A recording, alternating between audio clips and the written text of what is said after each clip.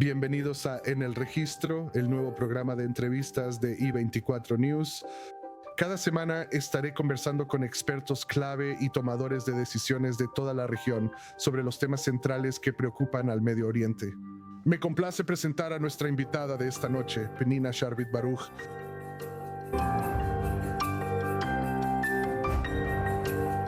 Sharvit Baruch es una coronela retirada de las Fuerzas de Defensa de Israel, quien sirvió en el Departamento de Derecho Internacional de la Unidad del Abogado General Militar durante 20 años, de los cuales 5 fue jefa del departamento. Sharvit Baruch es la presidenta de FOMD-VOA Mujeres en Política Exterior y Seguridad Nacional. También es la directora del programa de investigación Israel y las potencias globales en el Instituto de Estudios de Seguridad Nacional. Penina Sharvit Baruch, gracias por acompañarnos esta noche. Gracias por invitarme. Así que vamos directo al grano. Israel ha sido acusado de cometer muchos crímenes durante los 2 años de guerra en Gaza. Uno de ellos fue el crimen de genocidio. ¿Qué define cometer genocidio? Así que el genocidio es, yo diría, el peor crimen que existe. Rafael Lemkin, un judío, pensó tras la Segunda Guerra Mundial que los crímenes de guerra y contra la humanidad no bastaban para describir lo que los nazis hacían a los judíos. Y él sugirió esta definición de genocidio que fue incorporada en una convención. Y lo que es único sobre el genocidio, sobre este crimen, es que no solo está vinculado a lo que se está haciendo, como matar o matar de hambre a la población, pero se necesita una intención específica de destruir, total o parcialmente, a un grupo específico que está definido por nacionalidad, etnia, raza o religión. Y que el objetivo de lo que estás haciendo tienes una intención específica de destruir a este grupo como tal. Lo que significa que esto realmente se limita a los crímenes más atroces, donde tú estás intentando, alguien está intentando, o los perpetradores están intentando deshacerse de todo un grupo. Así que va más allá del alcance de los asesinatos o los métodos, sino que es la intención. ¿Cómo se prueba la intención? Así que aquí hay mucho de publicaciones, investigaciones y algo de jurisprudencia. Además, la intención específica debe ser venir de lo que se dice y de lo que se está haciendo. Y aquí creo que cuando ves de lo que realmente se acusa a Israel, te das cuenta de que este argumento no tiene mérito, porque claramente Israel está actuando en medio de una amenaza de seguridad muy difícil. En una situación de conflicto armado, donde está siendo amenazado, así que las acciones en sí mismas, incluso si muchos palestinos han muerto, esto es algo que está vinculado al conflicto armado. No es así. No puedes deducir solo por el número que existe la intención de destruir a este grupo como tal. Y luego también tienes la intención, y aquí a veces la intención es muy clara, como en el caso nazi y en otros casos, se intenta deducir la intención a partir de todo tipo de declaraciones que se han hecho, y aquí lo que vemos es que quienes afirman que Israel está cometiendo genocidio toman todo tipo de declaraciones. A veces fuera de contexto, a veces cosas que dijeron políticos inmediatamente después del 7 de octubre o por políticos que están en los márgenes y realmente no tienen un papel activo en la toma de decisiones, incluso si algunos de ellos están en el gobierno o en otros o en la coalición. Y luego toman estas declaraciones y sacan conclusiones de ellas. La intención del Estado de Israel de destruir a los palestinos en Gaza como grupo. Y también lo que no mencionan o lo que no ven son todos los esfuerzos que Israel ha estado haciendo durante la guerra para advertir a los civiles, sacar a los civiles de las zonas de hostilidades y proporcionar apoyo humanitario. Así que todas estas acciones que en realidad refutan y son prueba de que no existe tal intención, quedan fuera de la descripción. Y el enfoque vuelve a estar en los actos, en las cifras, en la destrucción, el nivel de destrucción y en todo tipo de declaraciones. Todo esto en esencia para demonizar a Israel y culpar al Estado judío de cometer el crimen que los nazis cometieron contra el pueblo judío. Sí, realmente se podía ver eso a lo largo de la guerra. No solo los críticos de Israel no tomaron en cuenta el criterio específico de la intención específica, como mencionaste, sino que también pasaron por alto las medidas que tomó Israel. Así que realmente parecía que la gente venía simplemente con la intención de acusar a Israel del peor crimen posible. Ahora quiero hacerlo. Mencionaste el crimen de hambruna. Una fuente crítica de datos para determinar si hay hambruna es la clasificación integrada de las fases de la seguridad alimentaria o clasificación integrada de las fases de la seguridad alimentaria, herramienta respaldada por la Organización de las Naciones Unidas para analizar la inseguridad alimentaria en áreas específicas. Ahora, en agosto, el Clasificación Integrada de las Fases de la Seguridad Alimentaria emitió por primera vez una declaración de que hay hambruna dentro de Gaza. Para declarar oficialmente una hambruna en un área específica, debe haber evidencia de al menos 2 muertes de adultos o 4 muertes de niños de cada 10,000 personas por día debido a la inanición. Ahora, incluso según eso, son 800 personas al día ahora. Incluso según las cifras de Hamas, cuya credibilidad carece de muchos niveles de certeza, solo hubo unas pocas docenas de muertes por inanición al mes, muy lejos de las 800 al día. Aún así, el Clasificación Integrada de las Fases de la Seguridad Alimentaria declaró que había hambruna. Entonces, ¿cómo explicas eso? Sí, creo que estás señalando una parte muy crucial de las acusaciones contra Israel, y eso es que se basan en informes de organismos que parecen ser o que desde fuera se ven como organismos profesionales y objetivos. Esto incluye a la Organización de las Naciones Unidas y sus relatores y sus diferentes sistemas, y también lo que, como dijiste, el clasificación integrada de las fases de la seguridad alimentaria y también los organismos de organización no gubernamental, y desafortunadamente estos organismos no son realmente objetivos. Y cuando se trata de Israel, se ha convertido, creo, en una especie de, yo diría, una cultura de ser, si quieres formar parte de este grupo. Incluye criticar y culpar a Israel de los peores crímenes, sin realmente aplicar los criterios que se aplican en cualquier otro lugar. Incluso cambiaron los criterios. Exactamente. Así que si en otros casos tienen todo tipo de criterios.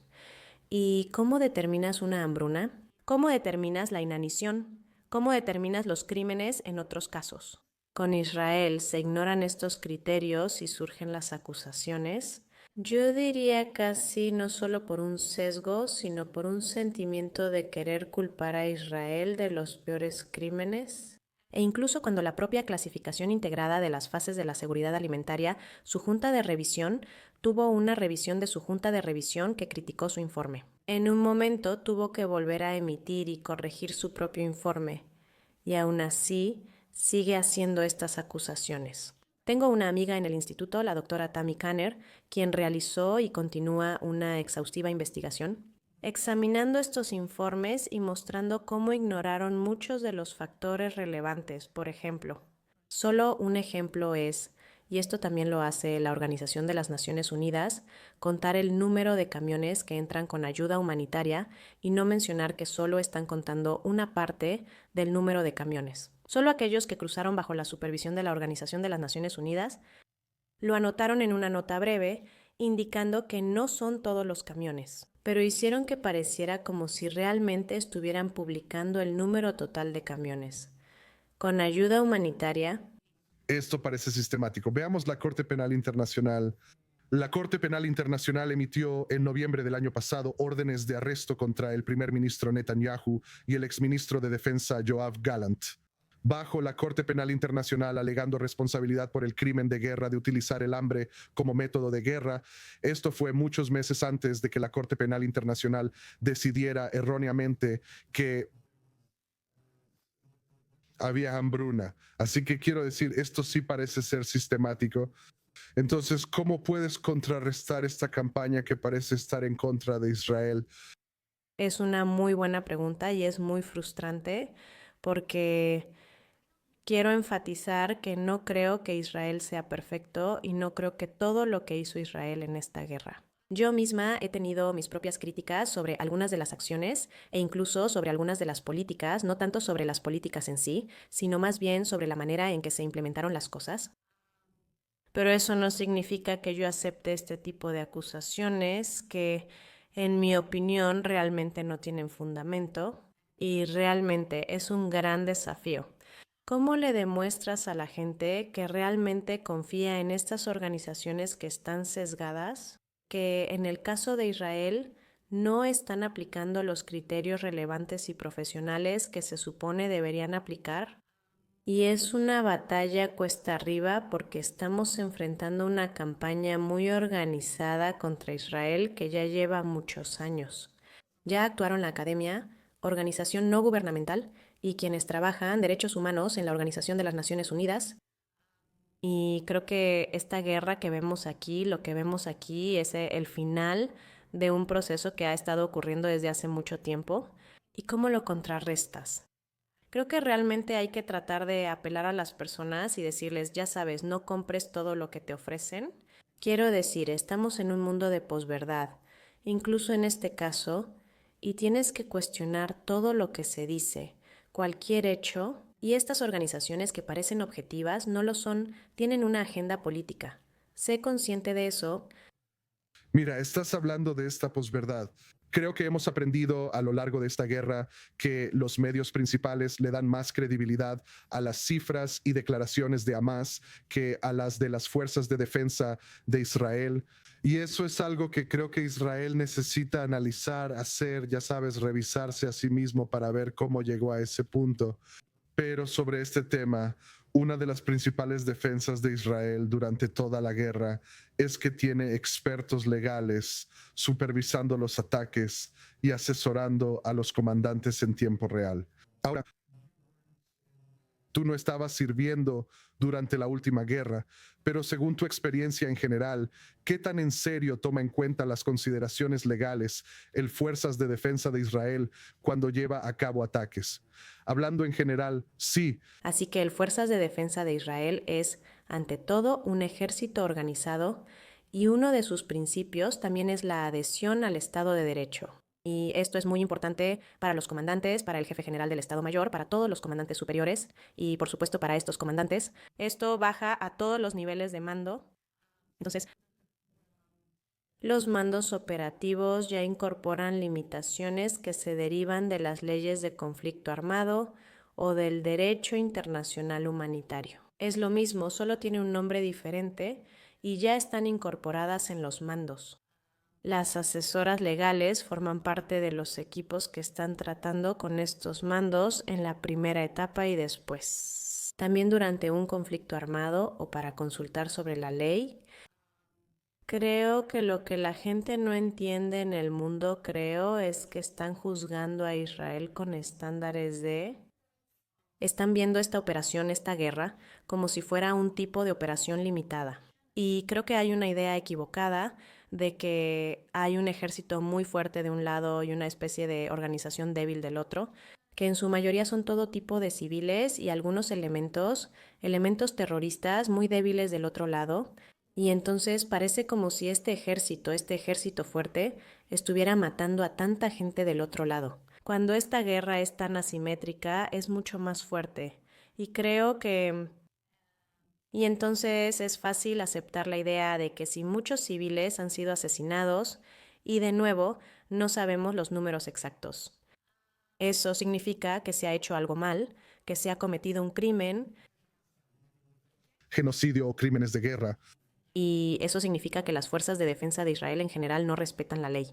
Y creo que es importante entender que esta no es la realidad de esta guerra. En esta guerra, Israel se enfrentaba primero que nada a varios frentes, fue atacado por todos lados, por todos sus alrededores.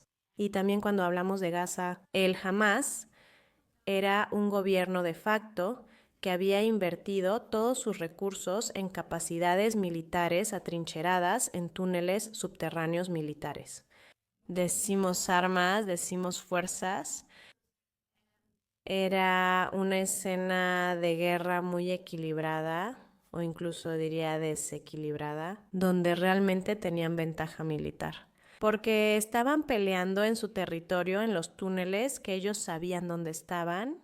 Las fuerzas de defensa de Israel tenían la parte más difícil de la batalla. Y cuando este es el caso, y cuando también tienes a un enemigo que no está tratando de evitar el riesgo para sus civiles, sino que en realidad usa a sus civiles como escudo, porque desde su punto de vista, si hay muchas bajas civiles, esto pone presión sobre Israel. Las bajas civiles del lado palestino ponen presión sobre Israel, presión internacional para que restrinja sus acciones. Entonces entiendes que no puedes y no puedes. Toma en cuenta el hecho de que hay muchas bajas civiles o mucha destrucción de lo que parecen ser edificios civiles y deducir de eso una intención real de matar civiles o destruir objetos civiles, pero tienes que entender la lógica de cómo esto pudo suceder y sucedió debido a las necesidades militares de este conflicto. Si acaso la intención de maximizar las bajas civiles estaba del lado de Hamas, y ellos mismos lo dijeron en numerosas ocasiones, sí. Preguntaron por qué no dejan entrar a civiles a los túneles cuando las fuerzas de defensa de Israel bombardean Gaza. Afirmaron que los túneles son para uso militar y que los civiles no son su responsabilidad. Ahí lo tienes, ellos mismos lo dijeron. Ahora quiero pasar brevemente a los tribunales internacionales en La Haya, la Corte Penal Internacional y la Corte Internacional de Justicia. Actualmente hay un caso abierto presentado por Sudáfrica acusando a Israel de genocidio en la Corte Internacional de Justicia y hubo una prórroga para que Israel responda hasta el 12 de enero del próximo año. ¿Qué va a pasar después de la respuesta de Israel? Se ha extendido hasta marzo, Entonces, ¿en dónde estamos ahora? así que sé que hay un equipo de expertos en derecho internacional, trabajando en la respuesta de Israel, con una respuesta muy, muy detallada. No la he leído, pero sé que llevan tiempo trabajando en ella. Y aquí creo que mi esperanza es que los jueces en la Corte Internacional de Justicia, debemos entender que la Corte Internacional de Justicia la integran jueces nominados por sus países.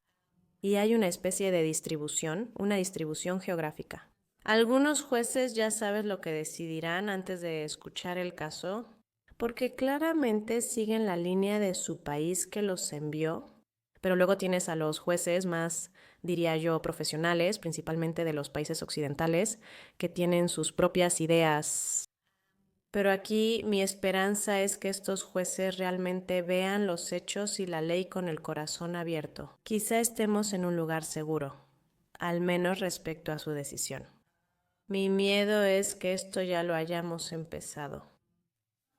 Creo que tienes esa vibra, esa noción de que hoy entre las élites del derecho internacional, las élites académicas, Israel se ha convertido en una especie de...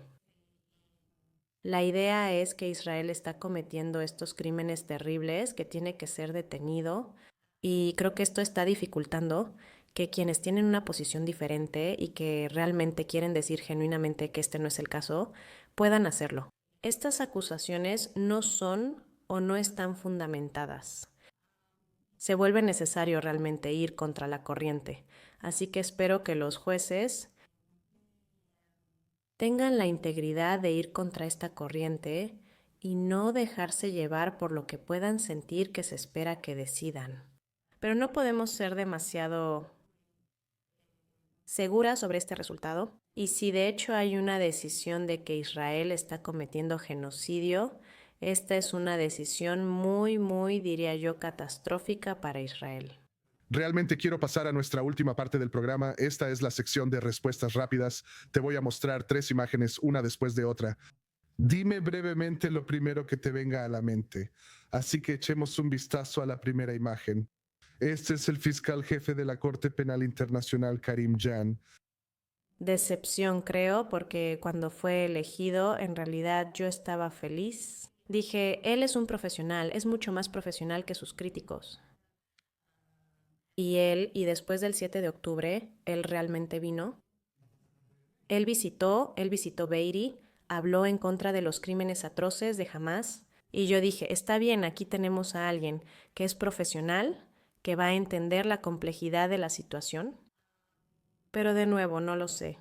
Hay todo tipo de acusaciones que dicen que él podría haber tenido, yo diría, sus propios motivos personales para perseguir acusaciones de conducta sexual inapropiada.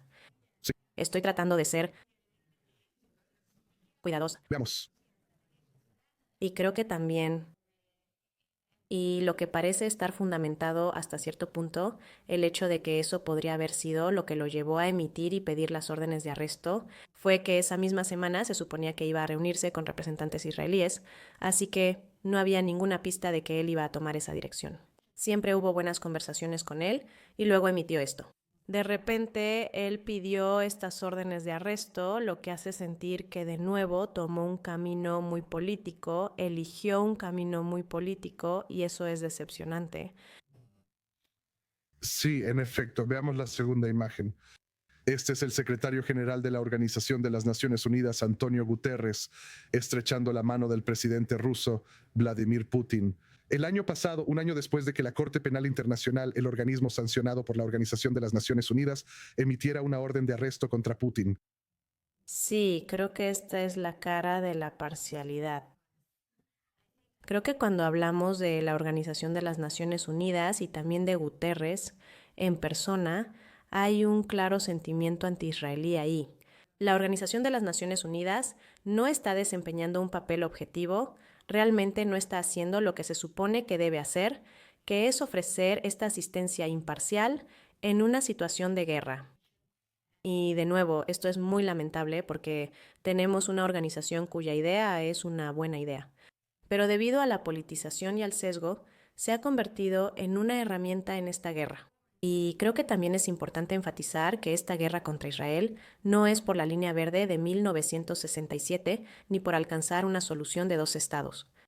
El objetivo del ataque de Hamás y el objetivo de la campaña en el ámbito internacional contra Israel es la destrucción del Estado de Israel.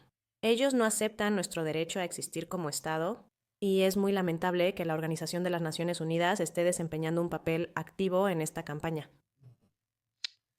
Y nuestra última imagen de esta noche. Esta es la Corte Suprema en Israel, brevemente. La Corte Suprema es una de las instituciones más importantes en Israel, tanto interna como externamente. Creo que tiene un papel muy importante ante todo dentro de Israel, para proteger nuestros derechos, nuestros valores democráticos, las instituciones, contra la corrupción y para asegurar que tengamos un gobierno profesional. Y creo que también con el prestigio que tuvo a lo largo de los años fue una herramienta muy importante también en la campaña internacional contra Israel, especialmente por el principio de complementariedad, que dice que si un Estado se investiga a sí mismo, entonces no hay lugar para la intervención de la Corte. Como la Corte Penal Internacional y otras cortes bajo jurisdicción universal en el mundo, ¿no? Creo que es muy triste que nuestro gobierno, y aquí critico a nuestro gobierno, en realidad esté debilitando a la Corte. Y creo que en general, algo que también tiene que entenderse afuera, cuando ven a Israel, ven al gobierno de Israel, el gobierno de Israel tiene muchos problemas y mucha gente dentro de Israel no está muy contenta con la forma en que el gobierno está actuando. Sobre todo en la Corte y otros temas, Israel es una sociedad vibrante con muchas posturas distintas. Es una verdadera democracia. Todavía podemos expresar nuestras críticas contra el gobierno y es un país donde tenemos valores que nuestra etnia no tiene. Y cuando la gente apoya ya sea a Hamás o grita desde el río hasta el mar, Palestina será libre o actúa en contra de Israel. Creo que realmente están eligiendo el lado equivocado, el lado que realmente quiere vivir una buena vida, quiere respetar los derechos, en mi opinión, quiere alcanzar una resolución pacífica del conflicto. Quizás no solo nuestro gobierno, también nuestros ciudadanos están en contra de un grupo cuyo objetivo es destruir, matar a tantos israelíes como sea posible, mientras también matan a palestinos. Realmente no les importa su propia gente y es muy triste que esto de alguna manera se haya perdido en la traducción. No lo sé, Y creo que los jóvenes de todo el mundo realmente están siendo engañados para dar su apoyo a alguien que, si entendieran realmente lo que representan, no los apoyarían. Comparto muchos de esos sentimientos. Desafortunadamente tendremos que dejarlo hasta aquí. Quiero agradecerte de nuevo, Penina Sherbit Baruch, por acompañarnos hoy. Y pueden encontrar el programa de hoy y todos los programas anteriores que hemos tenido aquí en On the Record, en YouTube y Spotify. Gracias por estar aquí.